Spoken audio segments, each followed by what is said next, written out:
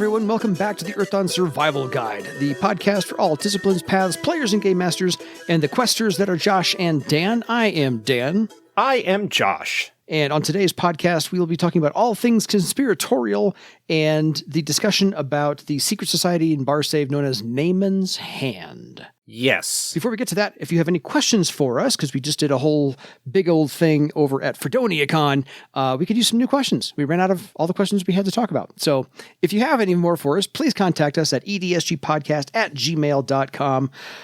Until then, until we get some questions, let's talk about Naaman's Hand. Yeah, Naaman's Hand. This is apt to be a shortish episode. Yeah, there wasn't a lot to mine from the essay. So Naaman's Hand is a living legend cult, which is a sort of collective term for a group of people that are dedicated to a particular legend or story or something along those lines. And they're trying to keep it alive. And trying to keep it alive, or, whatever their goals are. I mean, in a sense, the Seekers of the Heart are kind of a living legend cult. Like, they are an organization that is dedicated to a particular goal. Naaman's Hand actually first appeared under a slightly different name all the way back in the first edition Barsaive Boxed Set, where there is a half-page description of the cult of Naaman Y'ross, which is the individual that Naaman's Hand is dedicated to. Does it ever explain what Naaman, he's considered a hero in Thera. Is it ever explained what he did that was heroic or why he's so revered in Thera? Because I couldn't come across that in the scant research that I did. Yeah, broadly, the info in the Barsaive box talking about the cult of Naaman Y'ross just says that he was a hero who fought the horrors in the years before the Scourge. Okay, that would make him a hero. That's enough. Many believed that it was possible for him to lead a massive army against the horrors and to prevent the Scourge from taking place. That obviously did not happen. But the legends sort of have contradictory descriptions of his fate. Yeah. One says that he fought a horror over the course of 3 days and it eventually killed him. Another says that one of his followers was possessed by a horror and killed him. There are some people that suggest, in fact, that he never died at all and is still alive to this day, even though, it has been, 500 years or more since he would have been alive. Yeah. But basically, there are, again, from the information in the Barsaive box, there are sort of 3 different categories of people when you talk about the various cults of Naaman Y'ross. There are those who think that he is somehow still alive, but has forgotten his identity and destiny. There are those who think that he died, but could be raised from the dead. And there are those who think that it is possible to just find his spirit and to invest it into another body. And these various cults engage in endless debate, drawing upon various tales and legends that support their particular point of view, and devote a lot of time to researching the legend and occasionally uncovering information and pursuing him. Like, there is one cult that is convinced that Naaman Y'ross was an elf, thereby making it actually possible for him to still be alive because of the extended lifespan of elves. Going off the first edition material here, several cults claim to have found his tomb, dug up the bones that they believed belonged to him, and went on an epic quest of their own to raise those bones from the dead. And some have actually succeeded, but none of those that they have actually resurrected turned out to be Naaman, although all of them were very grateful for having been resurrected. But that's the general gist. Now, Naaman's Hand, which appears in the Secret Societies of Barsaive book, is the second category of those 3 that I mentioned, the kind that thinks that he in fact died, but could be raised from the dead. And it's the second publication that actually talks about Naaman's Hand, because I think there's like 4 total, maybe even 5 publications. Yep. There's the Barsaive Box Set, the Secret Society's book, the Dragon's Source book mentions Naaman's Hand, and then the new 4th edition Travar source book. So this is something that's prevalent. Yeah, we had mentioned Naaman Y'ross briefly when we were talking about the Great Dragons. The Great Dragon, Aban, who lairs in the Mist Swamps. One of the rumors that the Outcast mentions is the possibility that actually Naaman's bones are one of the treasures that she has hidden away in the mist swamps, and is the one that kind of talks about Naaman being Theron and why that might be that the dragons are kind of keeping his body secreted away. Although I think it is in the Naaman's Hand essay in Secret Societies that it first talks about him being a Theron hero. Yes. Because it does mention he's a Theron hero. Yes. So why don't you, since you read the essay in Secret Societies more thoroughly than I did, why don't you bring us into that? I'll do a quick little rundown because it was a wonderful essay, but it mostly recapped everything else. And so these all four of these publications in the real world actually kind of overlap consistently. So they borrow heavily from one another. So as Josh pointed out, Naaman's Hand, basically there's like 4 distinct groups dedicated to finding Naaman Y'ross. Naaman's Hand is one of them, or finding his final resting place, because they're still convinced he's, this one, Naaman's Hand, is convinced that he's dead, that he was a Theron hero. This is led by a 10th Circle wizard / 10th Circle nethermancer elf named Emirasol Van Maren, who once upon a time did come across this hugely powerful ritual spell. It's actually listed in the Secret Societies of Barsaive book, which I don't think this spell has ever been republished anywhere else. No. And this is called Recall the Ancient Spirit, 10th Circle 10 Nethermancer or Wizard spell. So I don't know if Morgan's working on this one or not, but I'm imagining not, to bring it into 4th edition because it's pretty powerful. So Emirasol Van Maren resurrected someone that could be Naaman Y'ross, or maybe Naaman Ross's brother, Alainin, because he's going by the name Alainin, and he actually is resurrected. It almost killed Emirasol. It took him several months to do this, so it's some pretty powerful ritual magic to bring somebody back from the dead. Many, many threads, lots of power. You know, he needed to be there constantly for days on end, and yeah, so now he's palling around with this guy named Alainin Y'ross. Yes. Don't know if it's his brother, and it's kind of supposed somewhere in the essay that perhaps it's actually Naaman himself, but they're not entirely sure. So other members of this group, Naaman's Hand, who report to Emirasol, or at least are in league with him, are 5th to 8th Circle of any discipline, every discipline, you name it, they're just there, because they're all care delving, they're scouring the mist swamps, they're looking up legends and so forth. They spend most of their time in libraries across all of Barsaive, but they do have a private primary library in Travar, hence the Travar Sourcebook.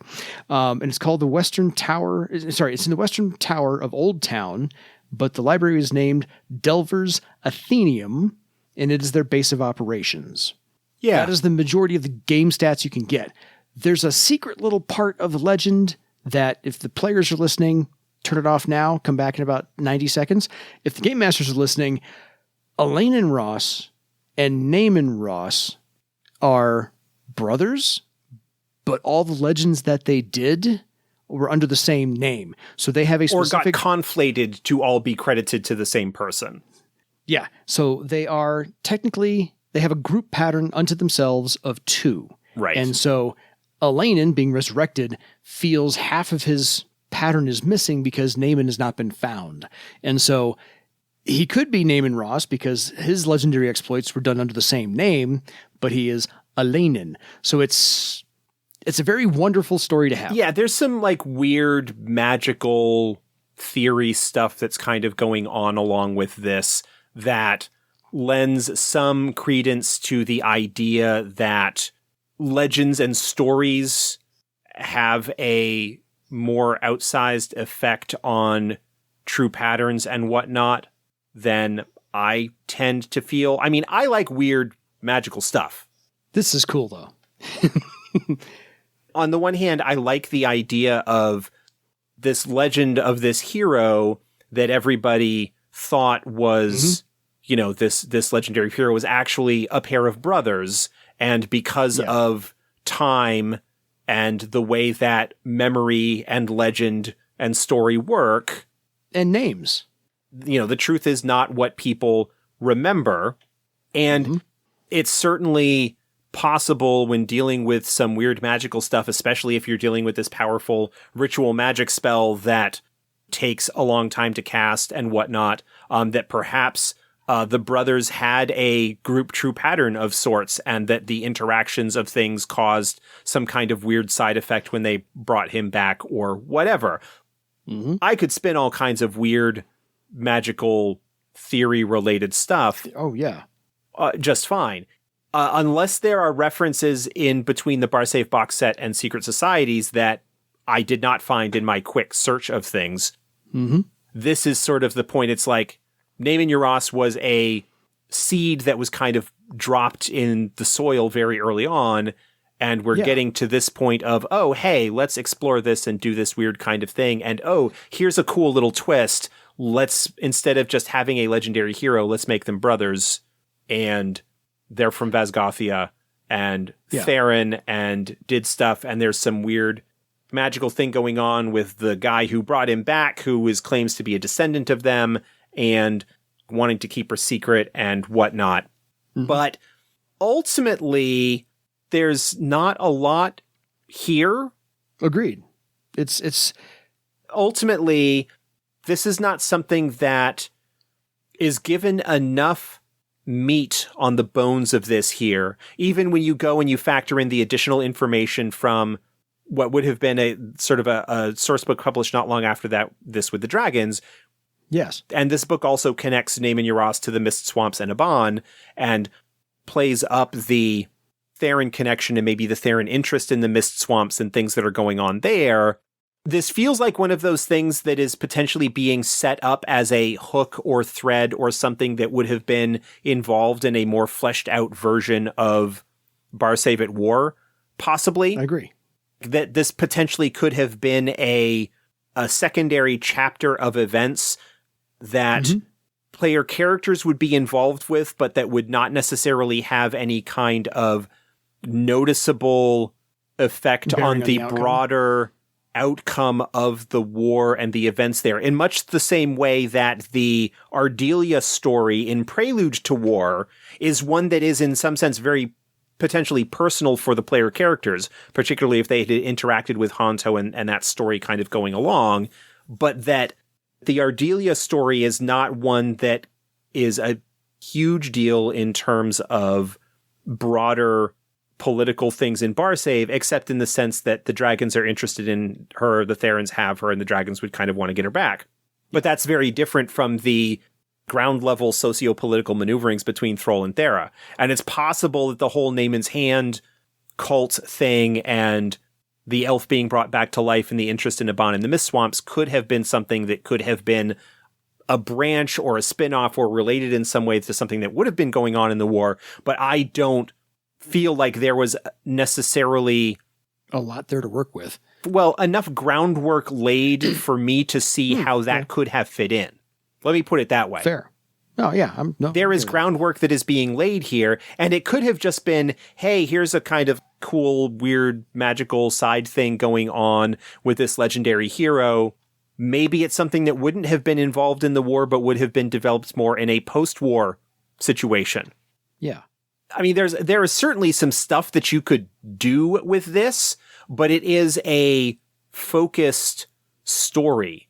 It is potentially a campaign goal, and nothing hugely jumps out at me in terms of, unless you are making Naaman Y'ross a focus of your campaign in some capacity, or that the goals of the player characters are coming into conflict with the goals of Naaman's Hand in some respect.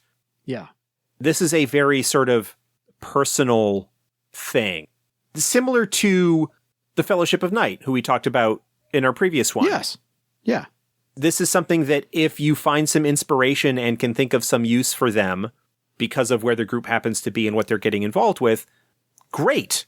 Mm-hmm. Pick that up and run with it and maybe have it be a thread that's kind of weaving in and out of your campaign. Longer. But you can absolutely ignore them as a presence if your game is not running parallel to or adjacent to what's going on with this at all. And that's fine.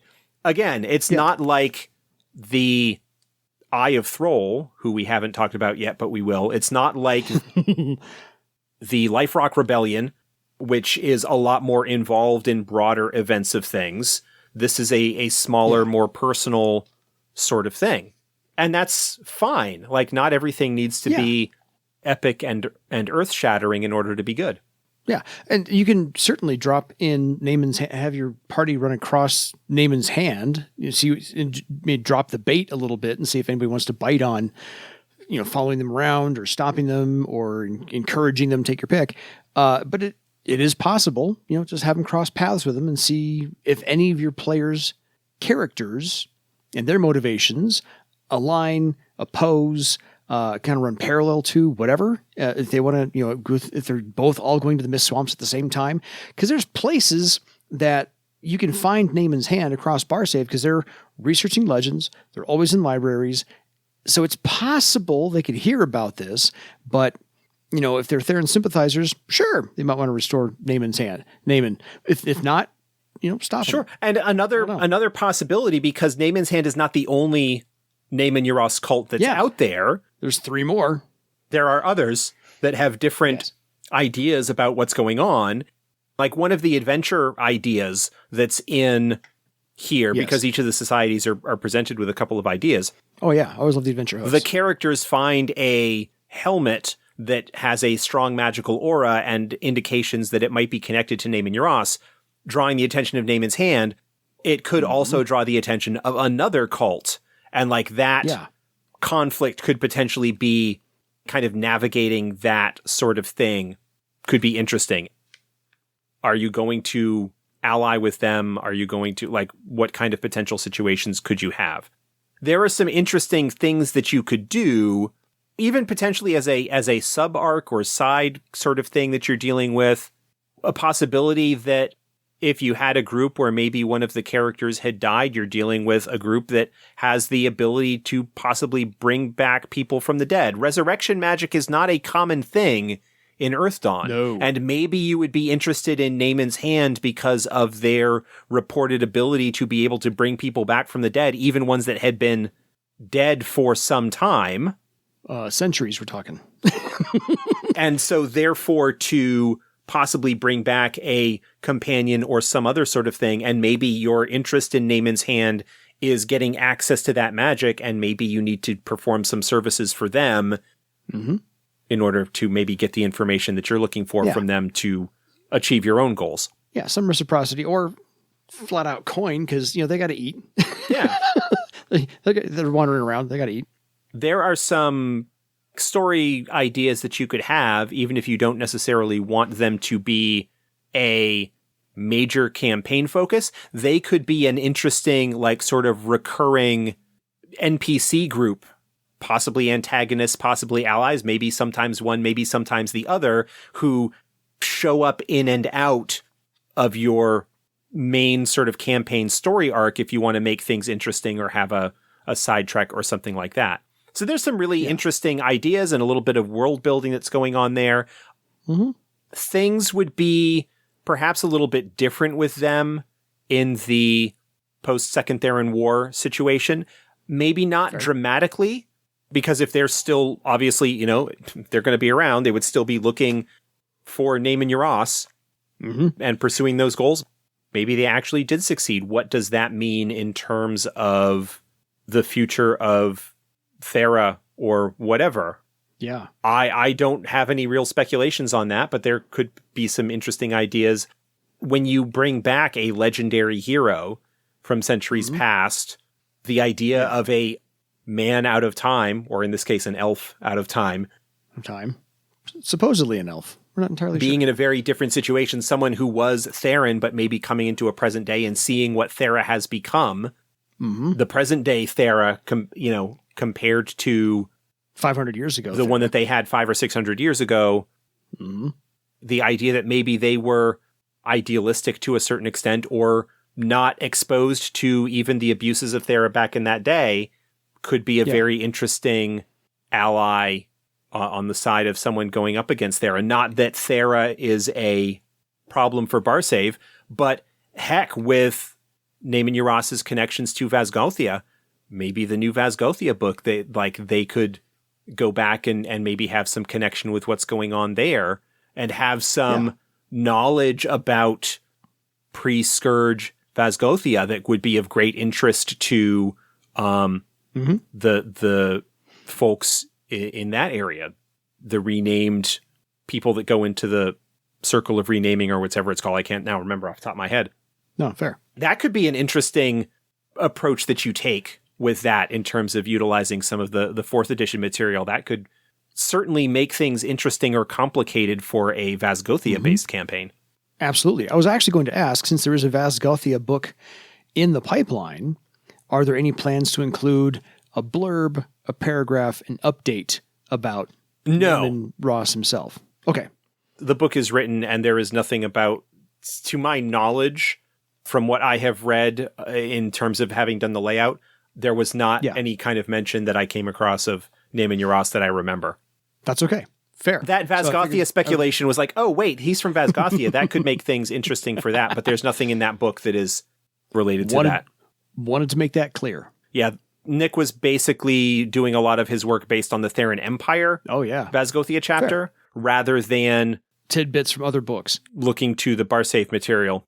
Yeah, fair. Nope, I'm actually good with that. This very easily would have been something that would have been overlooked, so. No problems. It's been mentioned already in 4 publications through 1st and 4th edition. So I think Naaman's hand has been covered to the extent that it needs to be covered because it's very vague. Not a lot of ground has been covered, and so it's ripe for the perfect game master to expand upon that to your desire to do so. And we don't have any particular plans. It doesn't necessarily mean that as future stuff is worked on for Earth Dawn, if like we need something and it seemed like an appropriate task to bring them in or update, then we certainly could. But the bit that's in the Travar book is sort of the current update of where things stand with them and go from there. Yeah. So if you're looking for that, it's the Travar Sourcebook, pages 131 to 134. Knock yourself out. Any final thoughts on Naaman's Hand? Because we knew this was going to be quick because, like I said, vague enough to be useful, not distinct enough to be, jump into the... Yeah. Here's your... I think there's some cool stuff there. This is actually one of those things that would be interesting to pose a question to Lou.